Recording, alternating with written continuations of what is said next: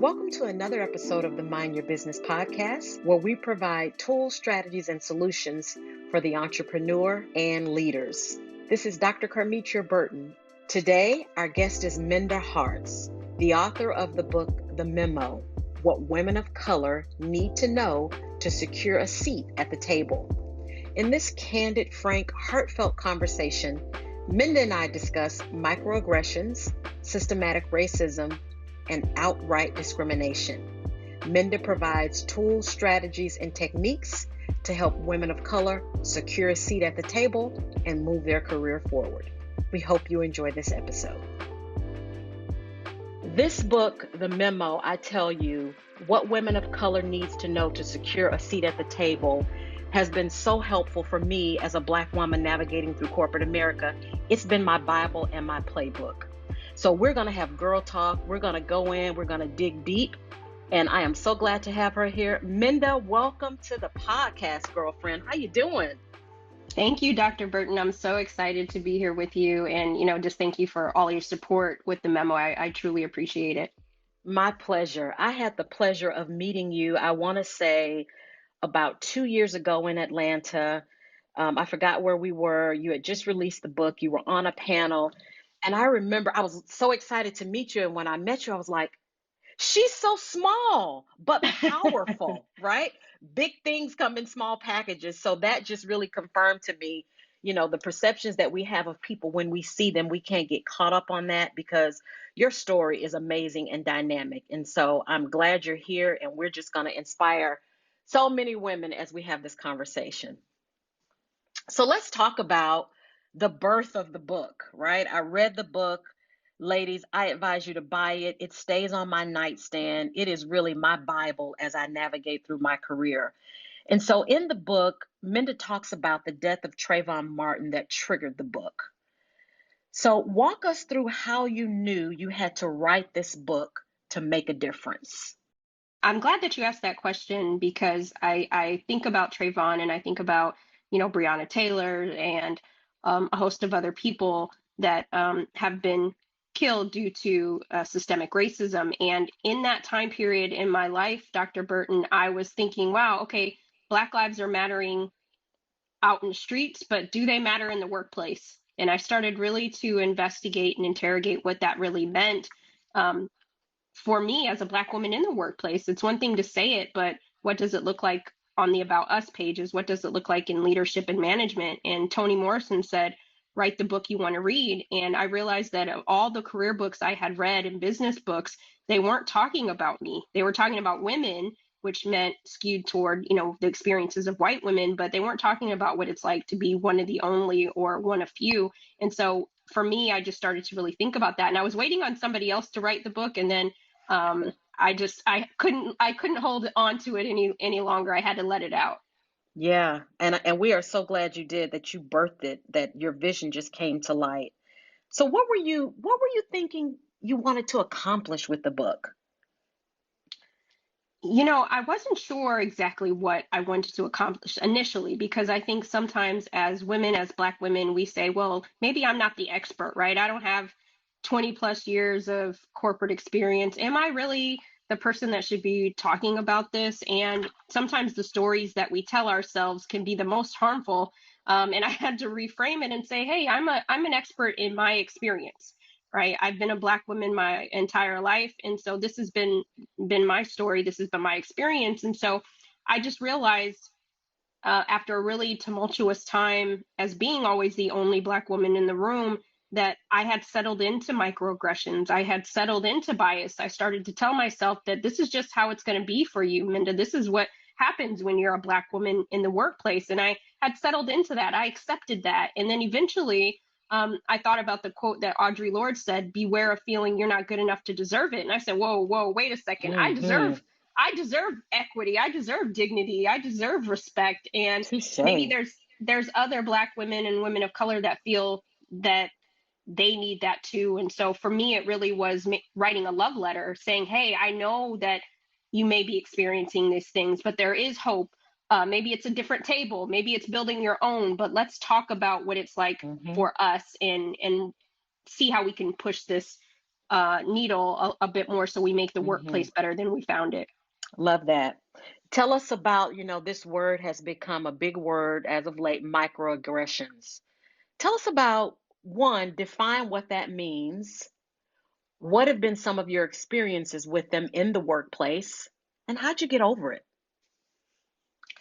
Yeah, so now that we talk about it, when when maybe I might be dating myself here, but when I started in the workplace, we didn't have the word microaggression. Nope, It you're was just right. You're right. You're it, right. like it was questioning, is this racism, is it not, I That's don't know, right. That's right. all of this stuff. And so that microaggression now is that those racial slights, those feelings that make you feel othered, right? So for example, my first manager happened to be a white man, and he saw that I had burnt orange fingernail polish on, and he said, you people love your bright colors, and he joked Mm, around for 15 minutes about how black people like bright colors. That is a racial aggression, right? That is toxic. That is not hmm. appropriate. But it's those things that many of us experience each and every day, and oftentimes we don't feel like we can even say anything because we'll be met with opposition, or met with dismissal. And so when you're shown that in the workplace every day that your experiences, your feelings don't matter, eventually you start to believe that, right? That's so I think it's very important that we talk about these racial assaults in the workplace, because they're just as insidious as any other form of harassment in the workplace, and it should not be tolerated, and it shouldn't just be black and brown women or anybody on the margins that feels like they're experiencing this. It should be not tolerated in the workplace by any stretch and by anyone. And I think we have to talk about those things because they're happening even in these virtual environments. They're happening. That's right. That's right. That's right. How did you respond to that? Well, at the time, I didn't respond at all because I was scared, right? I didn't think I could say anything, because I had been shown that when I did try to say something, oh, Minda, you took it the wrong way. Oh, you Mm, should have thicker skin. I was just playing. And what I found, Dr. Burton, is that two things can be true at the same time. You might not have intended harm, but it can still cause harm. And hmm. I had to give myself permission to be able to address those situations later in my career, in a way that centered me and not always centered the dominant majority. And that takes courage, right? And I think that we first have to be willing to acknowledge that this type of behavior, this type of feeling is not okay, and we shouldn't have to experience it at all. And so we have to hold people accountable and let them know what good looks like to us. We can't, the part of the equation we can control is how we express that to someone that's not okay with us. And That's right. hopefully they're courageous enough to listen and hear us out, right? But if they don't, at least we created that boundary to let them know what good looks like for us. That's right. That's right. Speak up for yourself and be courageous. So let's talk to the Black women out there. We as Black women, we have a love-hate relationship with our hair, right? With our nail color, everything that makes us unique and beautiful. So talk to Black women. How should we show up in corporate America? Is there a good look? Is there a bad look? How should we show up? Yeah, I love that question because I think we've all been conditioned to this idea of what professional looks like. And I think if you're definitely from a certain generation, you've been told that, dress to impress, dress for the role you Hmm. want, wear your hair straight, all of those things. And I think that, again, two things can be true. I think if you're going into an environment and you see the way that the culture is, you may decide, okay, well, this type of environment is not conducive to how I want to show up in the workplace, and you have that decision to make. But what I do think is important for Black women going forward is to ask yourself, who would you be if you stopped seeing yourself through the eyes of someone else, right? If you stopped Mm, caring about how someone saw your hair, what nail color you wore, um, who would you be? Who do you need to be in this moment right now so your future self can thank you?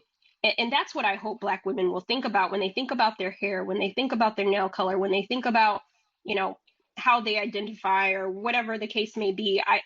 Centering yourself. And if you're in an equitable environment, they will adjust.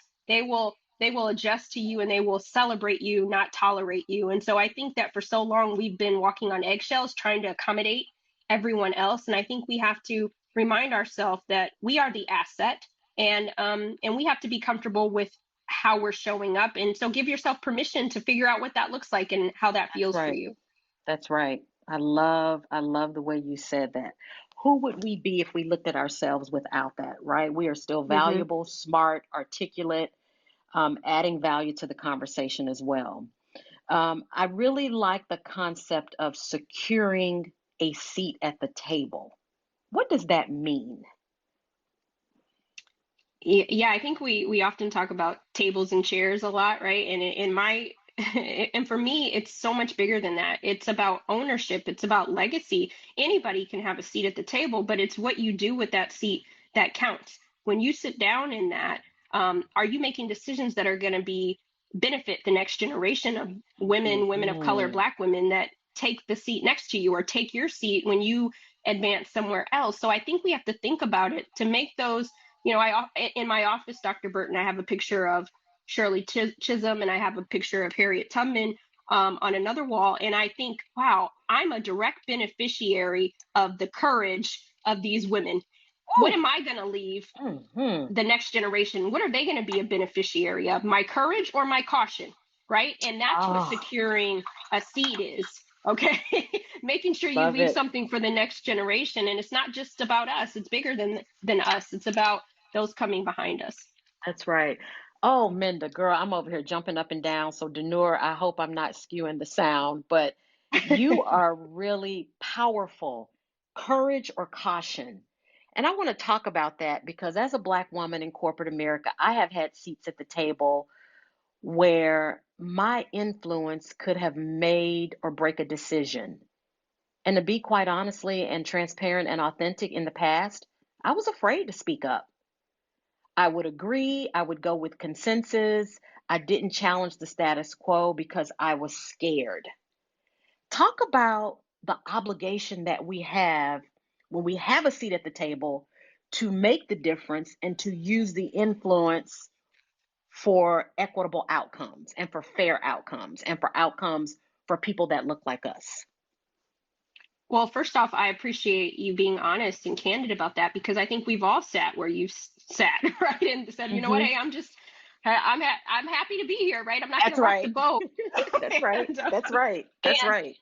and I would say now, knowing what we all know now, is that being happy to be here or grateful to be here is not on the job description. Like they hired Hmm. us to be in the room and it's our responsibility to make sure that if we are the only ones in that room that could talk about these certain perspectives, then we have to do it because if we don't do it, who's going to do it, right? And then we have the lever to be able to invite more people that look like us in the room so we're not by ourselves. And so again, I think that we have to think about, do we want to be courageous or do we want to continue to operate in a cautious, in a fear lane? Because the definition of courage is the ability to do something that frightens one. So Hmm. we have to lean into our courage and push aside our caution because so many more people benefit when we're courageous. And again, even when I'm scared, Dr. Burton, I think about, okay, who's going to benefit if I'm scared? Not as Right. many people, right? But if I That's say right. the thing that needs to be said, and I always joke around with, my friends, it's not what you said, it's how you say it. And so That's right.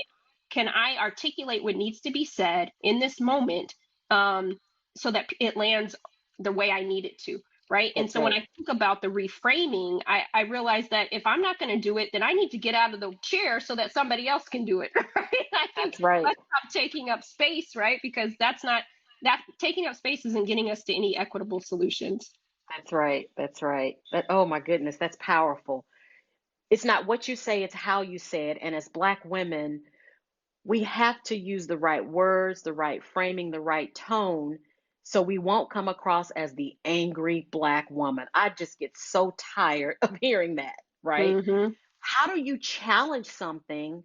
If you could give, our listeners an example of how do you challenge something professionally with the right words, with candor, right? And not have a stereotype follow that. Yeah, it's tough. I think to your point, as Black women in particular, we're very we're always walking on eggshells, right? Wondering, okay, is what I'm going to say going to be that angry Black woman, or is that what's going to be con- conveyed or whatever have you? And I think that it goes back to who could we be if we stop seeing ourselves through the eyes of someone else. Now, we have to have courageous conversations. We have to learn how to have difficult conversations. But I think this is where us as women building relationships, building our network inside the workplace. So maybe we're not the person to deliver that message, but maybe one of our sponsors or our allies could also be the person that delivers this message. And so I think that sometimes as Black women, we think that we have to do it all on our own. Right. So leveraging our network to also and our colleagues to push the envelope as well. But the other thing is, Brene Brown says clarity is kindness. And I think we Mm-hmm. have to be very clear about what it is we need out of the workplace, because how will they know? Right. And again, the part of the equation we can solve is what we do and what we say. And I used to tell myself, oh, I don't have a voice. I don't have a voice. But we all have a voice. We just have to decide how we want to use it. And I ask myself two questions when I'm about to talk about something that I think might rattle the table or something like that. I said, am I conveying this in a way that gets us to a solution, a Mm-hmm. resolution, or is what I'm about to say going to create more strife? And I leverage those two. And if I go down the path of, is it going to get to a resolution, then I also offer that as a solution. So I'm basing what I need to say in fact and offering a solution when I put it out there on the table. So it's not just, oh, I don't like something, right? But I root it in fact, because I find that so many more people, it's just like any kind of communication, you have to leverage that buy-in. And I think that as women of color, as Black women, as we remind ourselves how powerful we are, we less we think about how it lands on someone else, as long as we keep our integrity intact, if that makes sense. Mm-hmm. That makes perfect sense. Rooted in fact, and you're providing a solution. I really like when you said sometimes the things we want to say can be better received by someone else. So, in my corporate career, one of my sponsors was a white woman. And she was so intentional with advocating for me, where she would say, Karmetria, let me go with this meeting to you, because if I say it, it will be received differently. And for a long time, I was offended by that, because I'm thinking, what do you mean if you say it? I mean, I can articulate, I'm smart, I did the work. But I learned to understood what she meant as years really, really progressed in my career, and what it meant to have a sponsor in the room. And you talk about white women and how white women need to be allies of Black talented women, and that they shouldn't get any more passes, right? So let's talk about, what can our white women, sister friends, leaders do to promote good Black talent in the workplace?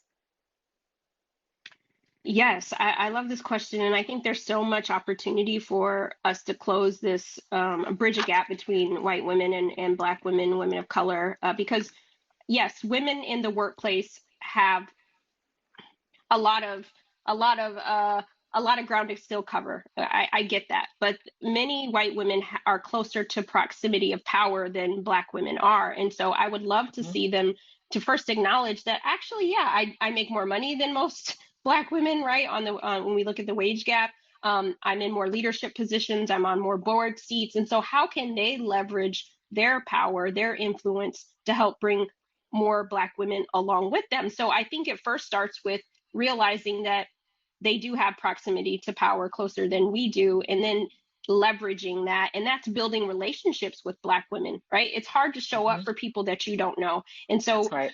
as many people, as many white women that often say, I'm an ally, but what I would ask you to consider is, ask yourself this question: when was the last time you demonstrated allyship to a Black woman in the workplace? Mhm. If you can't nail that down, then you need to rethink what your allyship has looked like and shift it into action, right? And so allyship might look like saying a Black woman's name in a room that you're not in, offering, to provide support for them in various ways. It might even be when you're in a meeting and you see that microaggression happening, you step in, or after the meeting, you address that person. So there's so many ways that activating our allyship can look like. But I would say doing nothing and just calling ourselves an ally is not going to move the needle. And so it's really going to Right. take that intentionality. That's right. That's right. I like that you gave us examples of that. With that, how have white audiences reacted to your call to action of them? How have white women responded to that? I would say pretty well. Good. I wasn't That's good. sure what it would be initially, but I think with all of the conversation around race and the workplace, I've seen many of them learn to be courageous listeners, Hmm. right? And realize that, okay, maybe I didn't intentionally cause these problems, but I haven't helped solve them, right? And so, in Hmm. order for me to do that, I need to be educating myself in order to know how to activate. And so I'm so happy that so many white men and women are reading the memo and finding ways that they can be better managers, better colleagues, better um, humanitarians. They're leaning in for the cause, and I like that too. I've seen change. I will tell you when the unfortunate George Floyd case happened. I think it was a good thing that we were not in the workplace physically because I feel like Hmm. there would have been tension, right? Yeah. I know I would have probably come to work, with an attitude, emotional, Hmm. just to be, open and transparent. But I'm glad that we had a chance to work from home, sit back and think about it. And I actually had a few white friends to reach out to me to say, how are you feeling? And I really appreciated that because it said to me they had a level of understanding that they wanted to have and empathy, right? But it Hmm. doesn't just stop there. What can corporations do to dispel microaggressions, privilege, and racism? Well, systemic racism is an issue, right? Doesn't mean that everyone's racist, but there are systems that have held certain groups back. So acknowledging that Hmm. in the workplace, I think, is very important. The other part that I would like to see is continue with the intentionality. So now that companies have made declarations, they've said that this is important. Now, how are you demonstrating that, right? So, what Hmm. do things look different than they did when you said it last year? Does the About Us, does the leadership page look any different than when you said Black Lives Mattered a year ago? And if it doesn't, let's make sure we're activating, right? Let's put things in place. But the other thing that I think is most important is managerial training, Dr. Burton, because I feel like a lot of the the culture, the toxicity in the workplace is because managers are not creating psychologically safe environments for everyone on their team. And so I do think that companies' leadership should really invest in making sure that their leaders are equipped to manage diverse talent in the 21st century and beyond. Is that something you can provide corporations training for those to create safe environments? Yes, so that's something that I work a lot with companies on managerial training because we can't let managers opt into equity. This is mandatory. That's right. It's a competency to me. I think Agreed. any leader should have that competency. It is not something that you just go, oh, really? Right? I think it's a part of your DNA in being a good leader. So, any corporations you're out there, you're looking for any type of microaggression training. Minda Harts is it. She has lived it. She has written a book about it. She has data, statistics, and facts around it. So, please engage her as you see fit. I tell you, your book has caused, I hope it has caused an awakening for women of color. And when I just think about how women of color are stepping into their level of confidence, right? What can we learn? We got a Black woman that is one breath away of being the president of the United States. That blows Hmm. my mind, right? She Yep. is one breath away from being the president. And so, what are some of the leadership lessons that we as women of color can learn from Madam Vice President Kamala Harris? Yeah, absolutely. I love that. And I think the one thing is to constantly remind ourselves that we are the evidence. Madam Vice President Kamala Harris, she is the evidence. So when we say, oh, we can't get to the highest ranks, we can't do this, we are the evidence. We have already defied status quo, and Hmm. we just have to remind ourselves that we can no longer settle for less. We can't settle for mediocrity. We can't settle for average, and we can't settle for just enough. That we only should be accepting um, the perfect will of our creator for our lives. And so I think that we put in the work, and we just have to remind ourselves that we belong in every room we enter, but maybe not, maybe that room doesn't deserve to have us. And so give yourself permission to find the right spaces and places, again, that celebrate you and don't tolerate you. And I think that we just have to keep reminding how far we've come and how far we get to still go, because again, the next generation will inherit all of this good work that we've put in. So my Black women, women of color, Vice President Kamala is the evidence of excellence, of hard work, of getting a seat at the table that you deserve. Step into it. Step Mm-hmm. into it and know that success leaves clues, right? There have women that have come before us that have done this. Study them, read about them, get a mentor, get an advocate to really, really help you build your confidence. And my favorite word is your tribe, right? Your crew, your Mm-hmm. posse, whatever you want to call it. And surround yourself with positive people that can help you navigate that. So, what's next for Minda? You've written this, I tell you, this book, the Memo, I've said is my Bible. What's next for you? Yeah, so my next book, Right Within: How to Heal from Racial Trauma in the Workplace, is out October 5th. It's on pre-order right now. I call it the big sister to the memo, because regardless of if certain companies do what they're supposed to or not, we still have the ability to be right within and heal and make sure that we're Mm-hmm. living our best lives inside the workplace. Mm-hmm. Yeah, I tell you, that corporate America, and you know it, that struggle, that stress is real, Hmm. right? I tell you, I've been in so many situations where I second guess myself and I would go, wow, really? But you got to know that you know that you know that you are confident, you are ready for the job, and you're the right person. And don't allow anybody to skew you from your confidence. I had one guy that used to mentor me. He said, "Karmetria, you're not crazy. They are." So don't you allow, any of those situations to get in your head and for you to rethink your level of confidence or your ability to complete the job. So we look forward to your second book. I love that. Even if you're not in the workplace, we have to heal within to be great leaders, whether we're entrepreneurs, wives, mothers, friends, we have to do the work. I'm so excited for your second book to come out. This has been a powerful conversation. Thank you so much for your time. Please follow Minda on all the social media platforms. They will be in the podcast description once you click on it. But I always like to close on really allowing my listeners to get to know the guest. And so we're going to go into a few of my rapid fire questions. So if you're ready, let's do it. Let's do it. I define success as. I define success as by my own terms. I no longer live by anybody else's definition. By my own terms. A morning person or a night owl? I'm a night owl. So am I. So am I. Oh, so am I. I can totally relate to that. What's your favorite movie? So it's a tie. I love Beaches and Scarface. I know they're drastically different, but they, those are my. they are. They are. Look, Beaches is that tearjerker, and Scarface is like gangster, right? Gangster Yeah, mode. yeah. So you're right. That's So, me. That's me. yeah, Okay, I got both sides warring within. I was gonna say that just speaks to your versatility as a person. I love Yeah. that. I love that. Um, in 5 years, I hope to. In 5 years, I hope to be writing for television, putting more of our stories out into larger platforms. Love that. Love that. What did you want to be when you grew up, when you were growing up? I wanted to be a dentist. That was something that I wanted to be. Really? Yeah. And what struck you about that?